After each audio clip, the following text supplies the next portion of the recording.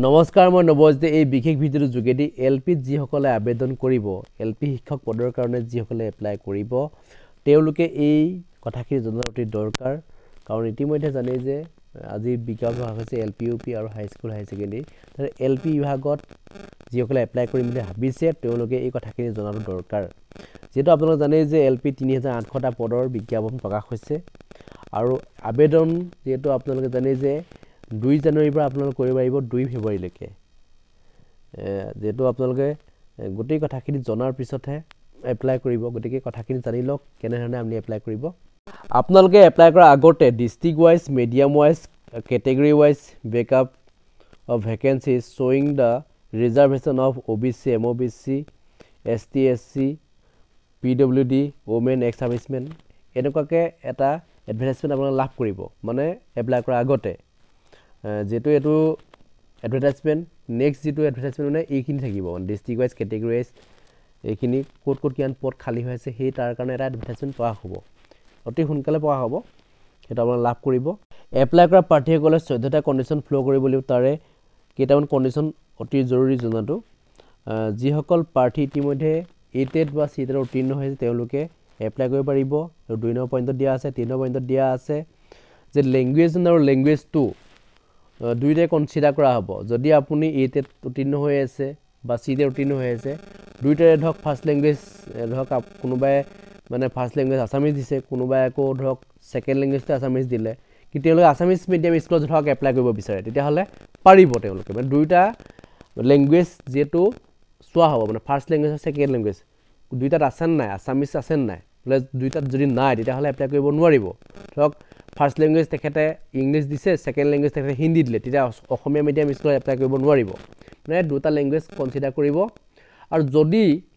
ধৰক তেখেতে Bengali medium school যদি এপ্লাই কৰিব বিচাৰে তেতিয়া হলে তেওঁলোকৰ যিকোটা ল্যাঙ্গুৱেজ বেঙ্গলী হ'ব লাগিব ফাৰ্স্ট ল্যাঙ্গুৱেজ নতুবা সেকেন্ড ল্যাঙ্গুৱেজ বেঙ্গলী হ'ব লাগিব 4 নম্বৰ পইণ্টত আছে মেৰিট লিষ্ট বিলাক ডিস্ট্ৰিক্ট ওয়াইজ আৰু ক্যাটেগৰি ওয়াইজ প্ৰকাশ কৰিব আপোনালোকে জানেই সেপাৰেট সেপাৰেট প্ৰকাশ কৰে 5 নম্বৰ পইণ্টত আছে যিসকল জেনাৰেল ক্যাটেগৰি তেওঁলোকৰ বয়স 40 বছৰলৈকে আবেদন কৰিব পাৰিব আৰু যিসকল এক্স সাৰ্ভিসমেন তেওঁলোকে 42 বছৰলৈকে পাৰিব আৰু যিসকলৰ 43 বছৰ মানে ওবিসি এমওবিসি সকলৰ কাৰণে 43 বছৰলৈকে দিয়া হৈছে আবেদন কৰাৰ সুযোগ আৰু এসটি প্লেন আৰু এসসি আৰু এসটি হিলস এই সকল মানে যিসকল এসটি প্লেন আৰু এসটি হিলস তেওঁলোকে 45 বছৰ বয়সলৈকে পাৰিব আৰু যিসকল ডিসেবিলিটি ক্যান্ডিডেট তেওঁলোকে 50 বছৰ বয়সলৈকে আবেদন কৰিব পাৰিব 6 নম্বৰ পইণ্টত আছে যিসকলৰ ল'ৰা ছোৱালী দুটাতকৈ বেছি আছে তেওঁলোকে আবেদন কৰাৰ সুযোগ লাভ নকৰে মানে দুটা তল হ'ব লাগে মানে এখন আইন আছে আইনৰ আওতাত পৰি যাব যদিহে তেওঁলোকৰ দুটাতকৈ যদি বেছি মানে সন্তান আছে তেওঁলোকে আবেদন কৰাৰ সুযোগ লাভ নকৰে The eligible candidates shall apply online in the official website dw.assam.gov.in এই ওয়েবসাইট গৈ আপোনালোকে 2024 চনৰ 2 জানুৱাৰীৰ পৰা 2 জানুৱাৰী 10 am 2024 চনৰ 2 ফেব্ৰুৱাৰীলৈকে 10 pm লৈকে আপোনালোকে আবেদন কৰিব পাৰিব 9 নম্বৰত আছে no offline application will be accepted মানে অফলাইন মোডত একসেপ্ট কৰা নহব আপোনালোকৰ প্ৰাৰ্থিত্ব এতিয়া আহিছে মই 13 নম্বৰটো point the regular teachers already working LP school under DW Assam are not allowed to apply in any post in LP school যদি কোনো ধৰক ৰেগুলাৰ টিচাৰ যি সকল LP হয় তেওঁলোকে যদি আকৌ LP তে যদি এপ্লাই কৰিব বিচাৰে তেতিয়া তেওঁলোকৰ প্ৰাৰ্থিত্ব কেনসেল কৰা হ'ব মানে নোৱাৰিব তেওঁলোকে LP তে LP প্ৰাৰ্থীসকলে এপ্লাই কৰিব নোৱাৰিব ঠিক আছে মানে যি সকল ধৰক LP ত চাকৰি কৰিছে তেওঁলোকে আকৌ LP তে চাকৰি কৰিবৰ কাৰণে এপ্লাই কৰিব নোৱাৰিব যদিহে ইউপি ত যদি কৰিব বিচাৰে পাৰিব LP ক্ষেত্ৰতে নোৱাৰে মানে LP পা LP লে যাব নোৱাৰিব LP পা UP লে যাব পাৰিব যদি তেখেত UP ত পাছ হৈ আছে কিন্তু LP ত চাকৰি কৰিছে ৰেগুলাৰ শিক্ষকে হয় কিন্তু তেখেত যাব পাৰিব UP লে যাব পাৰিব LP লে আহিব নোৱাৰিব মানে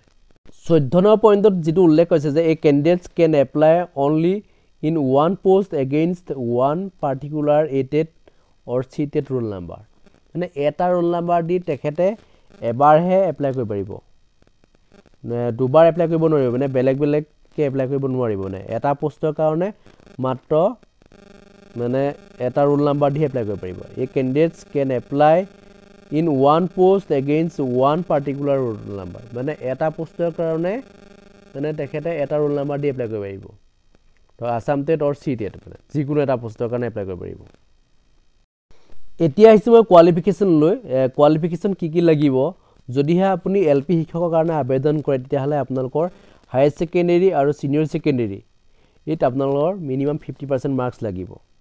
আৰু আপোনালোকৰ ডিএলএড থাকিব লাগিব মানে 2 ইয়াৰ ডিপ্লোমা থাকিব লাগিব আপোনালোকৰ আৰু ওয়েটেজটো লোৱা হৈছে আপোনালোকে জানেই যে আপোনালোকৰ হায়াৰ সেকেন্ডাৰী মাৰ্কসৰ পৰা 5% লোৱা হৈছে আৰু ডিএলএডৰ পৰা লোৱা হৈছে 5% আৰু টেটৰ পৰা লোৱা হ'ব 85% টোটাল হ'ব 100% তেনেকে আপোনালোকৰ মেৰিট লিষ্টখন বনাব নিশ্চয় বুজি পাইছে আপোনালোকে আৰু যদিহে আপোনালোকৰ এনসিসি সাৰ্টিফিকেট আছে যদি সি সাৰ্টিফিকেট আছে তেতিয়াহলে 5 নম্বৰ লাভ কৰিব যদি বি সাৰ্টিফিকেট আছে তেতিয়াহলে 3 নম্বৰ লাভ কৰিব যদি আপোনালোকৰ কালচাৰেল সাৰ্টিফিকেট আছে যদি অসমৰ প্ৰতিনিধিত্ব কৰা হ'ব লাগিব ৰাষ্ট্ৰীয় পৰ্যায়ত তেতিয়াহলে তেওঁলোকে লাভ কৰিব 5 মাৰ্কস যদিহে আপোনালোকৰ স্পৰ্টছ সাৰ্টিফিকেট আছে কিন্তু নেশনেল লেভেলত আপোনালোকে খেলিব লাগিব তেতিয়াহে আপোনালোকে 5 মাৰ্কস লাভ কৰিব যদি তাৰ সাৰ্টিফিকেট আছে তেতিয়া আপোনালোকে 5 মাৰ্কস লাভ কৰিব নেক্সট আহিছে মই candidate having not clear NC status against any application will not be eligible to apply যদিহে আপোনালোকৰ এনসি আছে বা নট ক্লিয়াৰ হৈ আছে যদিহে আপোনালোকৰ ধৰক এনআইএছ যি সকল প্ৰাৰ্থী আছিল তেওঁলোকৰ প্ৰায়বিলাকৰ নট ক্লিয়াৰ আছে মানে বহুতৰে আছিল হিসকলে আবেদন কৰিব নোৱাৰিব মানে 50% মাৰ্কস নাছিলে পৰৱৰ্তী পৰ্যায়ত তেওঁলোকে 50% মাৰ্কস গোটালে কিন্তু তেওঁলোকৰ এই এনসি টো মানে উঠাই নিদিলে মানে এনসি তেওঁলোকৰ থাকি গল গৰে তেওঁলোকে আবেদন কৰিব নোৱাৰিব পিছত তেওঁলোকে 50% মাৰ্কসটো লৈছিলে যদি কামত তেওঁলোক নাহিলে মানে গতিকে হেখিনি তেওঁলোকে জানিবলীয়া কথা আৰু 3 নম্বৰতে আছে betterment or improvement of marks in respect of higher secondary, senior secondary or equivalent examination will considered only in the same subject which were originally taken by the candidates only the first betterment examination or improvement of marks will be taken into account. নিশ্চয় আপোনালোকে বুজি পালে যে যদিহে আপোনালোকে এছএছএফ পৰীক্ষা দিছিলে কেবাবাৰ ঢক দিছে আপুনি কিন্তু প্ৰথমবাৰ মাৰ্কসটো আপোনাৰ ভাল নহল নেক্সট বাৰ মাৰ্কস ভাল হল কিন্তু নেক্সট বাৰটো দিব নাই প্ৰথমবাৰে যেটো পাইছিলে সেইখিনিহে দিবলৈ কৈছে ফাৰ্স্ট যেটো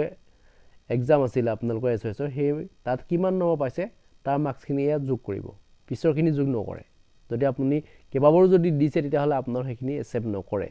আৰু নেক্সট কথা হল যে আপুনি জিগিৰা সাবজেক্ট লৈছিলে এইচএছত ৰেগুলাৰ মোডত হেখিনি সাবজেক্ট আপুনি বেটারমেন্ট যদি দিছিলে তেতিয়া হলে তাত মার্কসটো যোগ হ'ব যদি আপোনাৰ হক এক্সট্ৰাকে আপুনি মানে এটা সাবজেক্ট ললে হক কোনোবাই ললে ইভিএস লব পাৰে কোনোবাই আকৌ হোম সায়েন্স লব পাৰে বা কোনোবাই ধৰক ডাটা এন্ট্ৰি কিবা কিবি সাবজেক্ট মানে যিবিলাকে লৈছে সাবজেক্ট মানে হেখিনি হলে নহব মানে হেখিনি সাবজেক্টত যদি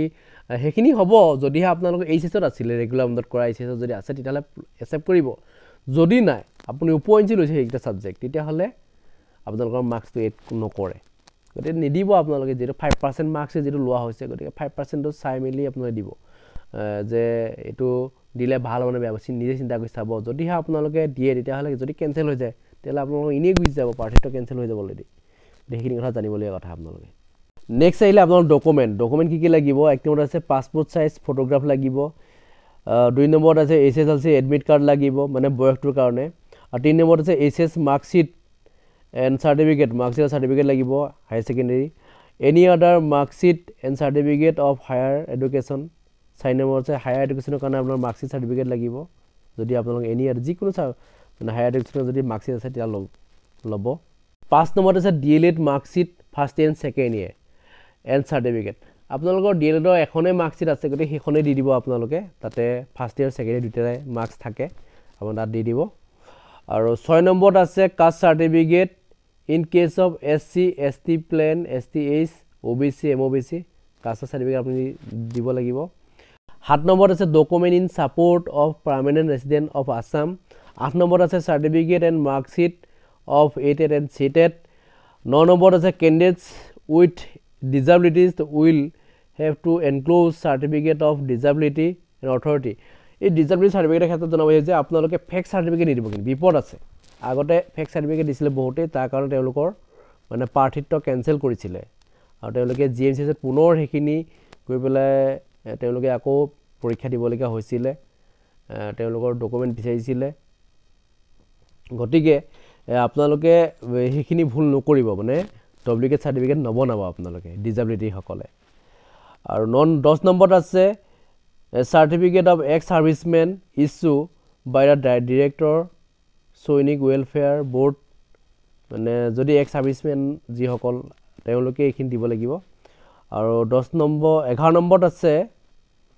স্ক্যান সিগনেচাৰ আপোনালোকে সিগনেচাৰ স্ক্যান কৰি দিব লাগিব এইখিনি হৈছে আপোনালোক জানিবলীয়া কথা লগতে মই আপোনালোক এটা দৰকাৰী কথা ক'ব বিচাৰিছো যে ইয়াত যিটো নোট দিয়া আছে নোটটো আপোনালোক পঢ়ি লওক candidates should be continue while submitting the online application as once the online application is submitted against particular roll number ATET or CTET examination they will not be allowed to submit online application for second time যদি আপোনালোকে আবেদন কৰোতে কিবা কাৰণত ধৰক আপোনাৰ ভুল হ'ল আপুনি পুনৰবাৰ আবেদন কৰিব নোৱাৰিব হেবাৰতে সাবমিট হৈ যাব গতিকে আপোনালোকে এপ্লাই কৰিব যাওঁতে নিজে যাব আৰু গোটেই ডকুমেন্ট লৈ যাব যাতে কোনো যাতে ভুল নহয় এবাৰ ভুল হলে আৰু ভুল হোৱাৰ পিছত আপোনালোকে পুনৰ যদি আবেদন কৰে তেতিয়াহলে আপোনাৰ প্ৰাৰ্থিত্ব বাতিল হ'ব মানে কেন একচেপ্ট নকৰে তেওঁলোকে direct roll number is registered দেখুৱাই দিয়ে গতিকে তেতিয়া আপুনি নোৱাৰিব গুচি আহিব লাগিব গতিকে এইখিনি কথা জনাটো অতি দৰকাৰ আছিল এইখিনি মই জনাইছো নেক্সট যদি আৰু কিবা জানিবলগীয়া আছে তেতিয়াহলে কমেন্টত লিখিব মই নেক্সট ভিডিঅ লৈ আহিম ধন্যবাদ জয় অসম